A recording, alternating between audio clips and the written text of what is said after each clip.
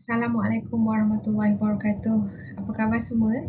Nama saya Wahizatul Afzan binti Azmi.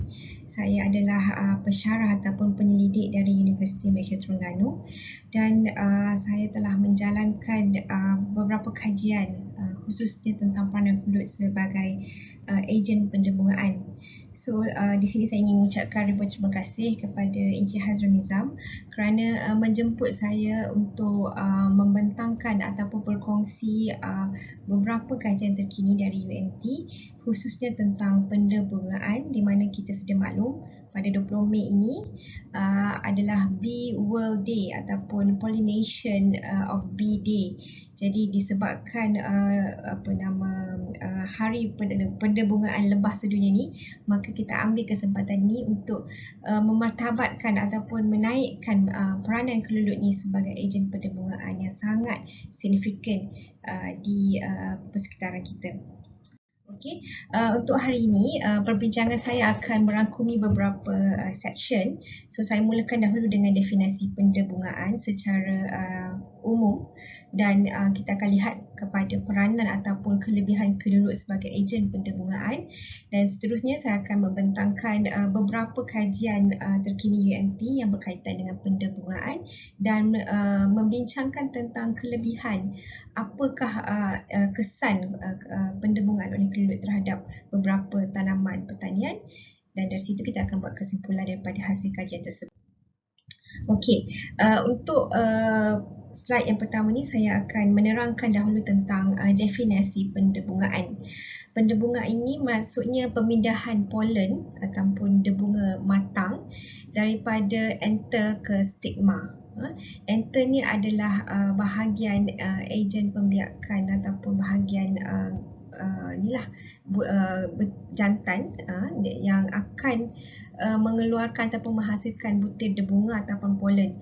So polen ini perlu dipindahkan dari anther kepada stigma sebelum disenyawakan. Sebabnya gamet jantan ataupun polen ini macam seperti sperm perlu digabungkan dengan telur ataupun oval atau gamet betina yang berada di pistil, dan dari situ berlakunya persenyawaan dan akan menghasilkan buah.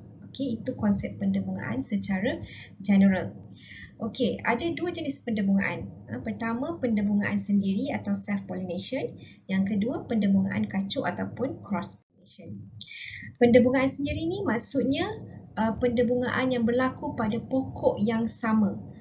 Pokok yang sama ini maksudnya daripada bunga yang sama, contohnya pokok ini, ataupun daripada bunga berbeza tapi dari pokok yang sama. Okey. Di sebaliknya, pendebungaan kacuk adalah pendebungaan yang berlaku pada dua pokok yang berbeza. Contohnya pokok A, katakan debunga daripada pokok A ini berpindah kepada bunga jantan, bunga betina di pokok B. Jadi proses yang melibatkan dua pokok berbeza tapi dari spesies yang sama kita panggil pendebungaan kacuk.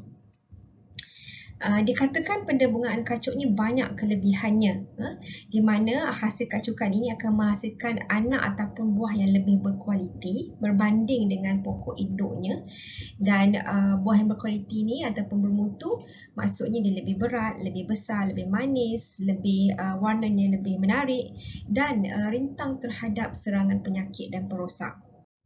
Okey. Dan bila sebut tentang proses pendebungaan, ia memerlukan bantuan ataupun ejen untuk menggerakkan debunga ke stigma. So ada dua jenis ejen pendebungaan. Yang pertama abiotik. Abiotik ni maksudnya daripada faktor persekitaran, faktor bukan benda hidup, contohnya angin ataupun air. Dan yang kedua adalah ejen biotik, maksudnya daripada faktor living things ataupun benda hidup, contohnya seperti serangga, kelawar dan burung. Dan kalau kita lihat ciri-ciri polen yang dipindahkan oleh ejen abiotik ni, biasanya polen dia jenis ringan ataupun macam serbuk dan mudah ditolak ataupun dipindahkan oleh angin dan air. Di sebaliknya, kalau polen itu memerlukan ejen biotik untuk dipindahkan, biasanya polen tersebut tu berat, melekit dan biasanya angin dan air tak mampu menolak. Sebab itu dia memerlukan perantara ataupun ejen untuk memindahkan polen daripada daripada bahagian jantan ke bahagian betina. Okey, ini adalah contoh-contoh ejen pendebungaan biotik. Contohnya macam kita lihat ni kelawar. Kelawar ni dikatakan ejen pendebungaan untuk pokok durian. Kita ada juga contoh burung. Burung contohnya burung kelicap ni. Memang kita tahu dia punya diet adalah nektar daripada berbunga, dan at the same time dia adalah pollination agent untuk pokok-pokok tersebut.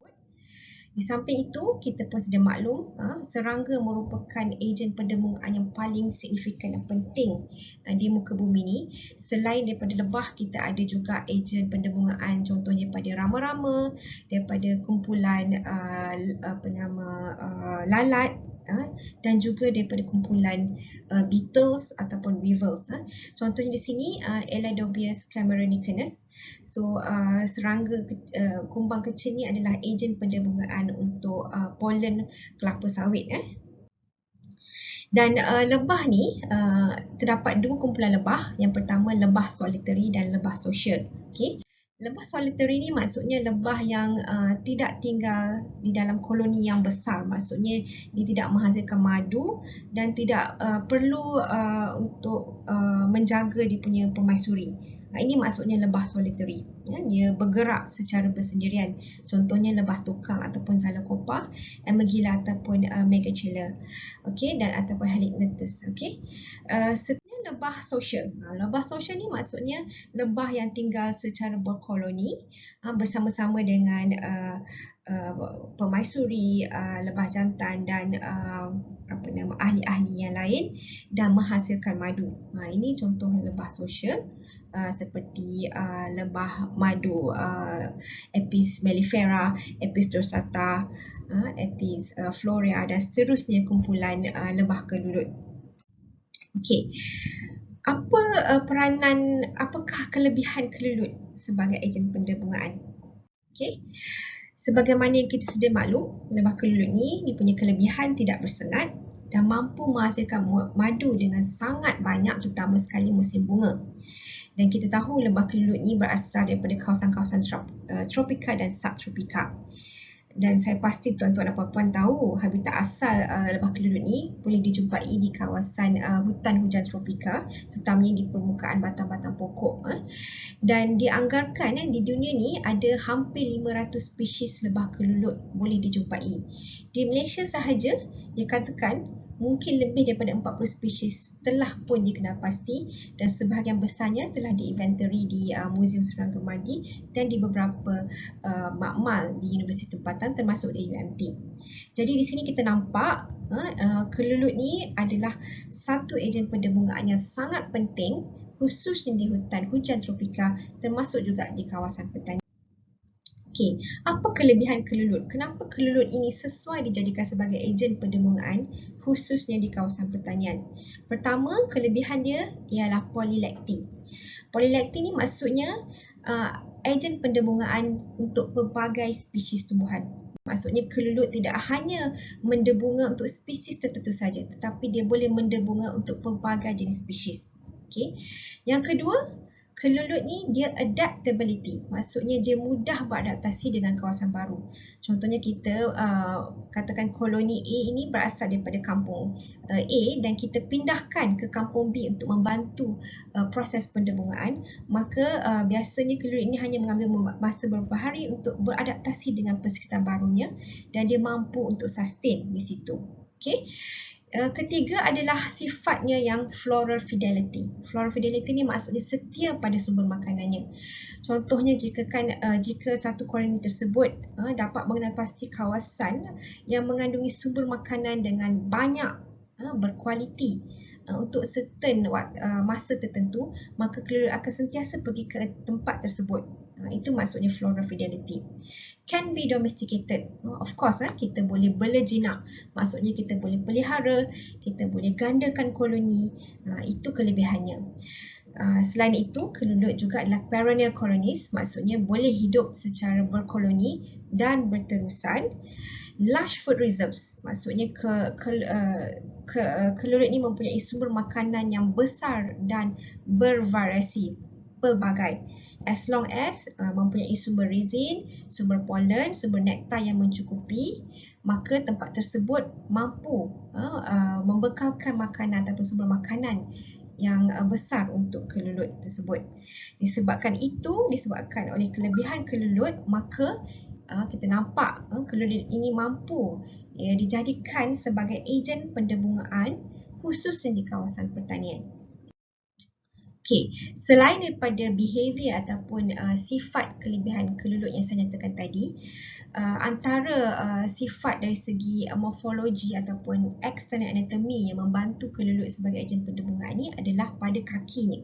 Okey, kita tahu kelulut ada 3 pasang kaki, tetapi kaki yang paling penting yang membantu proses pendebungaan adalah kaki belakang.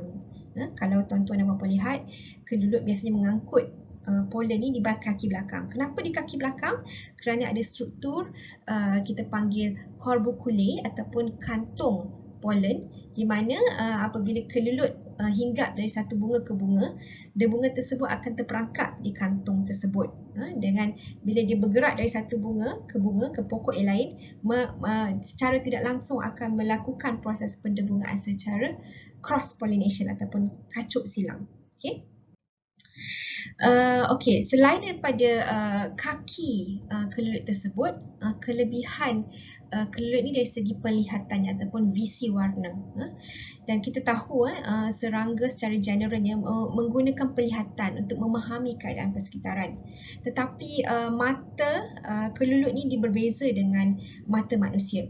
Kenapa? Sebab mata lebah ni ataupun mata kelulut ni dia mempunyai arah spektrum ke arah warna biru. Dia tak mampu melihat warna merah, tetapi kelulut ni dia mampu melihat ultraviolet. Ultraviolet maksudnya gelombang UV, di mana manusia tak mampu melihat. Dan yang menariknya, UV light ni, gelombang ultraviolet ni boleh memantulkan nektar, warna nektar. Dan ini merupakan nectar guide, membantu lebah mengenal pasti bunga mana mengeluarkan nektar dengan banyaknya. Okey, contohnya kalau kita lihat gambar di atas ni, bunga ni kalau kita lihat dengan pandangan manusia kita nampak warna kuning. Tetapi bila kita ambil gambar bunga ni menggunakan kamera yang boleh detect ultraviolet, kita nampak dia punya image tu di bahagian tengah ni ada warna yang gelap. So warna gelap ni adalah reflection daripada UV light, dan ini merupakan nectar guide untuk attract ataupun menarik perhatian lebah pergi ke situ untuk menyedut nektar daripada bunga tersebut. Okey.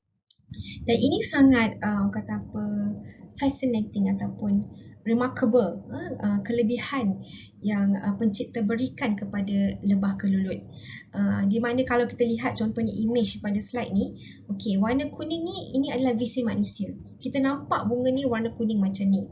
Okey, tetapi bila kita ambil gambar bunga tersebut menggunakan kamera yang boleh detect UV light, dia punya image akan seperti ini. So warna gelap ni adalah warna pantulan daripada nektar, kandungan nektar yang ada pada lokasi ini. Dan seperti mana yang saya maklumkan tadi, visi lebah ni dia berbeza dengan visi manusia. Kita panggil bichromatic. Bichromatic ni maksudnya penglihatan lebah yang lebih ke arah melihat warna green, blue dan juga UV. Manakala sebelah ni adalah penglihatan jenis trichromatic, yang ni rama-rama ataupun butterflies boleh melihat visi warna trichromatic. So kalau kita lihat sini, ini mata penglihatan mata kelulut. Dia akan nampak bunga dan dia akan nampak satu kawasan titik yang berwarna gelap, dan titik itu menjadi guidance untuk kelulut untuk menghisap nektar daripada bunga tersebut. Itu bagaimana visi kelulut yang kita nampak, sangat menarik. Okey, ini baru seterusnya kita pergi kepada kajian yang dijalankan oleh kumpulan pendidikan saya di UNT tentang peranan kelulut sebagai ejen pendebungaan. So untuk pengetahuan tuan-tuan dan puan-puan, saya telah menjalankan kajian pendebungaan ke atas 3 jenis tanaman pertanian, iaitu rock melon, timun dan cili. Sebenarnya saya pun menjalankan kajian pada pokok yang lain seperti pokok belimbing, pokok kelapa dan sebagainya. Tetapi saya memilih 3 kajian ini kerana kajian tersebut telah pun diterbitkan di jurnal. Jadi bagi saya akan menerangkan kajian yang telah pun diterbitkan untuk maklumat lebih terperinci. Okey, mula-mula saya akan nyatakan dari segi pengenalan apa itu pokok rock melon. Saya rasa tuan-tuan dan puan-puan sedia maklum, rock melon ni antara buah yang kegemaran masyarakat Malaysia di bawah family Cucurbitaceae. Dan yang menariknya pokok ni dia mempunyai bunga jenis monoecious. Maksudnya ada bunga jantan, bunga betina. Okay, so maaf tak nampak image bunga jantan. Ini bunga betina. So bunga betina ni biasanya dia ada satu struktur dipanggil receptacle, dan receptacle ni yang akan membentuk buah apabila berlaku proses persenyawaan. Jadi maksudnya di sini pollen ataupun debunga daripada bunga jantan ni perlu dipindahkan ke dalam stigma bunga betina, baru buah akan terhasil. So ini menunjukkan pokok rock melon ni memerlukan ejen pendebungaan untuk membantu menghasilkan buah. Okey, itu justifikasi saya pilih pokok rock melon. Seterusnya pokok timun ataupun cucumber, Cucumis sativus, juga dari kumpulan family Cucurbitaceae, mempunyai karakter yang sama seperti rock melon, iaitu monoecious flowers, ada bunga jantan, bunga betina, dan pollennya adalah besar dan melekit dan memerlukan serangga untuk menggerakkan pollen dari bunga jantan untuk masuk ke bunga betina untuk menghasilkan buah.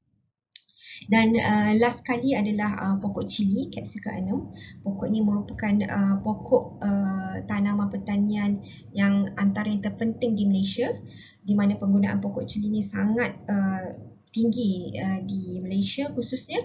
Dan pokok ini dia berdasarkan literature memang boleh didebungkan secara self pollination, maksudnya pendebungan sendiri. Maksudnya tak perlu pun bantuan bunga ejen, dia boleh sahaja digoyangkan untuk memastikan debunga daripada enter jatuh ke atas stigma untuk menghasilkan buah. Tetapi kita nak lihat apa yang berlaku jika kita kenalkan ataupun kita introduce kelulut di kawasan pertanian yang penuh dengan pokok cili. Adakah hasilnya lebih meningkat ataupun sama sahaja? Okay. Alright, so kajian-kajian yang kami jalankan ni, kami banyak jalankan di dalam kawasan greenhouse ataupun dipanggil RPH, Rumah Pelindung Hujan, di mana kajian ini perlu dikawal ataupun dirawat mengikut treatment-treatment yang telah ditetapkan supaya kita nampak kesan apabila kita introduce kelulut di kawasan tersebut. So secara umumnya bila saya buat kajian tersebut, saya memerlukan trial ataupun ujian dan perlu bereksperimen apa yang berlaku jika kita letak kelulut dan tanpa kelulut. Okay? Dan basically dalam eksperimen yang saya jalankan untuk ketiga-tiga tanaman tersebut, ada 3 jenis treatment atau perawatan. Yang pertama, pollination without stingless bees. Maksudnya kita tak letak pun apa-apa ejen, hanya pokok tersebut. Maksudnya kita beranggapan itu adalah kontrol adakah pokok rock melon ataupun pokok cili ataupun timun mampu dihasilkan tanpa bantuan apa-apa ejen. Okay, seterusnya treatment kedua, kita menggunakan hand cross pollination. Hand cross pollination ni maksudnya kita menggunakan pendebungaan secara manual. Kita menggunakan tangan, kita ambil bunga jantan, kita gosokkan ke atas bunga betina dengan harapan menghasilkan buah. Dan yang terakhir adalah pollination by stingless bees. Kita introduce sekurang-kurangnya 2 koloni kelulut di kawasan tanaman tersebut, dan kita lihat adakah kelulut membantu proses pendebungaan dan apa dia punya efek ataupun hasil buah tersebut. Dan ini adalah kita punya pattern. Basically kita buat teknik penanaman sebagaimana yang telah dilakukan oleh petani. Cuma kelainannya adalah kita memperkenalkan ataupun kita introduce kelulut pada tanaman tersebut sewaktu anthocystis. Anthocystis ni waktu bunga mula berkembang. So kita tidak kenalkan kelulut sepanjang masa dari tempoh proses germination sampailah proses harvest. Kita hanya letakkan koloni kelulut ni sekurang-kurangnya 2 ataupun 3 hari sebelum berlakunya pollination day. Kenapa? Supaya kelulut tersebut boleh beradaptasi dengan suasana baru. Dan biasanya pokok-pokok ni dia ada tempoh pollination. Contohnya macam rock melon ataupun cucumber dalam tempoh 2 minggu. Jadi kita hanya letak kelulut dalam tempoh 2 minggu sahaja. Selepas tu kita bawa keluar kelulut. Sebab kelulut dia tak mampu bertahan dalam suasana RPH ataupun greenhouse di mana sumber makanan sangat terhad. Jadi kita tak nak menyeksa kelulut, kita hanya kenakan kelulut untuk bantu pendebungaan dan kemudian kita keluarkan kelulut.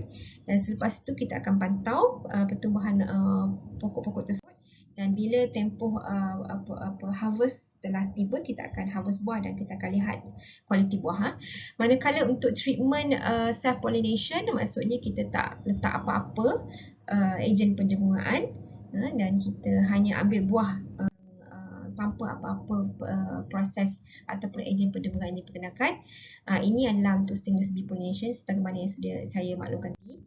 Dan untuk hand cross, kita ambil bunga daripada pokok lain ataupun bunga jantan dan kita rub, kita gosok secara lembut di bunga betina dan kita tag. Jadi kita tahu pokok ini adalah bunga ni adalah bunga yang didebungkan secara manual hand cross pollination. Okay, selepas beberapa hari tempoh fruit set tersebut matang menjadi buah yang matang, kita akan tuai dan kita akan bawa balik ke lab dan kita akan ambil beberapa parameter untuk kita lihat kesan tersebut, termasuklah dari segi berat buah, lebar buah ataupun saiz buah, panjang buah, dari segi kemanisan buah. Firmness ni maksudnya dari segi flesh ataupun isi buah tersebut, dia punya kepadatan isi buah, number of seed dan ada termasuk juga warna buah tersebut. Okey, ini adalah keputusan kajian yang kami perolehi. Okey, kalau kita lihat di sini di kotak merah tersebut ni, kita nampak buah rock melon yang terhasil daripada pollination by stingless bees menghasilkan berat saiz buah, kemanisan buah, kepadatan ataupun firmness buah, thickness of flesh dan bilangan biji yang lebih tinggi berbanding dengan rawatan pendebungaan yang lain. Ini dia punya, inilah hasil dapatan purata berat, diameter, peratusan kemanisan, kerangupan, ketebalan isi, bilangan biji benih yang dihasilkan oleh pendebungaan oleh lebah kelulut ni lebih besar ataupun lebih kurang sama dengan hand cross pollination. Okay, tetapi perbezaan yang sangat ketara ataupun signifikan kita boleh lihat antara pollination by stingless bees dengan pollination without stingless bees. Jadi di situ kita nampak apabila kita perkenalkan kelulut di dalam kawasan pertanian, kualiti buah meningkat dengan lebih baik berbanding dengan kalau kita tak letak apa-apa langsung. So di sini kita nampak perbezaan dari segi berat buah, kemanisan yang sangat ketara. Dan walaupun kita nampak ada beberapa bacaan khususnya daripada pendebungaan kacuk silang secara manual sama macam lebah kelulut, tetapi pendebungaan yang melibatkan manual pollination ni memerlukan manpower. Kita perlu upah pekerja untuk melakukan proses pendebungaan. Tapi kalau kelulut, kita tak perlu bayar upah kepada kelulut. Kelulut akan menjalankan pekerjaannya secara percuma dan pada masa yang sama membantu kita mendapatkan sumber pendapatan sampingan khususnya daripada madu ataupun propolis yang terhasil. So hasil dapatan yang agak memberangsangkan ini saya telah terbitkan ataupun publish di Journal of Economic Entomology. Okay, kalau untuk dapatkan data dengan lebih detail boleh rujuk. Okay, untuk kajian dengan timun pula, dapatan yang lebih kurang sama macam rock melon kami dapati. Kami dapati buah timun Dia lebih berat, lebih panjang, lebih lebar, lebih firm, dan dia punya biji dia lebih kurang banyak berbanding dengan rawatan-rawatan yang lain. Dan dari segi color pun, color buah yang terhasil adalah lebih green, lebih hijau berbanding dengan rawatan-rawatan yang lain. Jadi kajian ini menunjukkan timun yang dihasilkan oleh pendemungan oleh kelulut ni lebih berat, lebih besar, lebih panjang dan tiada perbezaan yang ketara antara hand cross dengan stainless peas. Tetapi seperti mana yang saya katakan tadi, kalau kita guna hand cross, kita memerlukan upah, kita kena bayar upah kepada pekerja. Tetapi kalau kita hanya menggunakan kelulut, ia berlaku secara percuma dan membantu kita mendapat hasil pendapatan sampingan. Jadi itu kita nampak kelebihan antara manusia berbanding dengan kelulut. Okey, dan hasil dapatan kajian ini juga kami telah terbitkan di Journal Malaysian of Applied Biology. Okey, begitu juga dengan kajian ke atas pokok cili. Walaupun pokok cili ini mampu melakukan pendebungaan secara sendiri, tetapi bila kita introduce kelulut dalam kawasan tanaman cili, hasil dia lebih banyak, lebih berkualiti, dan orang kata apa, lebih berat, lebih panjang, dia punya peratusan kecacatan buah tiada peratusan kecacatan buah berbanding kalau kita buat hand cross. Dan dia punya kualitinya lebih tinggi berbanding hand cross pollination ataupun pollination. Okay, so ini adalah hasil dapatan yang kami telah perolehi dan kami telah terbitkan kajian kami di dalam Journal of Tropical Plant Physiology. Dan tuan-tuan dan puan-puan boleh hubungi saya jika ingin mendapatkan paper-paper yang saya kongsikan sebentar tadi. So, secara kesimpulannya, kajian-kajian yang telah kami jalankan ini telah mendedahkan kelebihan kelulut ni sebagai ejen pendebungaan khususnya di kawasan pertanian. Dan di dalam kajian ni kami buat di kawasan di dalam rumah hijau ataupun di RPH. Dan ini menunjukkan kita mampu memperkenalkan kelulut walaupun tempat tersebut adalah tempat terlindung dengan syarat kita tahu kaedahnya. Okay. Dan hasil daripada introduction of kelulut ni ke dalam rumah fertigasi ataupun greenhouse tersebut, kita dapati buah yang terhasil ni lebih besar, lebih berat, lebih manis, isinya lebih tebal, bilangan set buah yang tinggi dan kurang peratusan kecacatan buah. Okay. Dan bukan sahaja kita dapat sumber pendapatan sampingan, ia juga, kaedah ini juga dapat mengurangkan kos mengupah pekerja untuk melakukan pendebungaan silang. Dan ini menunjukkan secara jelas bahawa kelulut ni mampu dijadikan sebagai ejen pendebungaan kawasan pertanian. Cuma sekiranya tuan-tuan dan puan-puan ingin menggunakan kelulut sebagai ejen pendebungaan, tuan-tuan dan puan-puan perlu pastikan penggunaan racun perosak ni perlu dielakkan, khususnya bila pollination day, hari pendebungaan ataupun hari entesis.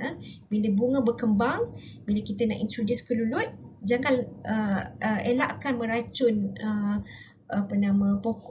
pokok tersebut sebab racun ini sangat sensitif. Kalau boleh, kalau nak sembur juga racun, pastikan kita sembur di waktu bukan aktif kelulut. Maksudnya jangan sembur sewaktu bunga tengah berkembang pada waktu pagi, di mana waktu tu kita tahu kelulut paling banyak keluar dan aktif. Okay. Dan kita mungkin kita boleh sembur pada sebelah petang, lewat petang sedikit. Dan daripada hasil dapatan ini juga kita perlu memastikan kelestarian ataupun populasi kelulut ini sentiasa sustain. Maksudnya kita jangan memburu secara berlebihan ataupun overhunt, khususnya untuk koloni lebah kelulut liar yang banyak terdapat di kawasan hutan. Kita cuba lindungi habitat ataupun tumbuhan rumah tersebut untuk pastikan populasi kelulut ni sentiasa lestari di kawasan hutan hujan kita. Dan daripada kajian kami juga, di sini saya tak kongsikanlah, saya juga melakukan beberapa kajian pelbagai spesies kelulut kita compare antara General thoracea dengan Heterotrigona itama, which species of kelelud yang boleh menghasilkan buah yang lebih baik, dan kita dapati semakin besar saiz kelelud, semakin tinggi kadar pengambilan kadar bunga yang subur yang diambil kelelud tersebut, semakin bagus atau berkualiti buah yang dihasilkan. Okey, dan jika kita ingin menggunakan kelelud sebagai ejen pendebungaan, kita kena elakkan selain daripada penggunaan racun serangga, elakkan juga mengaplikasikan kaedah ni pada musim hujan.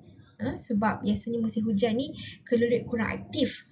Kelakuan dia agak rendah lah, tak behavior dia tak suka forage pada waktu hujan. So maksudnya kalau nak menggunakan kelelud sebagai ejen pendebungaan, gunakan pada musim bunga ataupun musim panas supaya kaedah ini lebih efektif. Dan itu sahajalah perkongsian yang dapat saya kongsikan sempena Bee Pollination Day ni. Saya ingin mengucapkan terima kasih sekali lagi kepada Cik Azri Nizam kerana sudah menjemput saya, serta kepada beberapa agensi kerajaan, NGO yang telah banyak membantu saya dan kumpulan penyelidik saya menjalankan kajian dalam pendebungaan ini. Itu sahaja daripada saya. Jaga diri baik-baik, stay safe, stay healthy dan sayangi kelelud anda.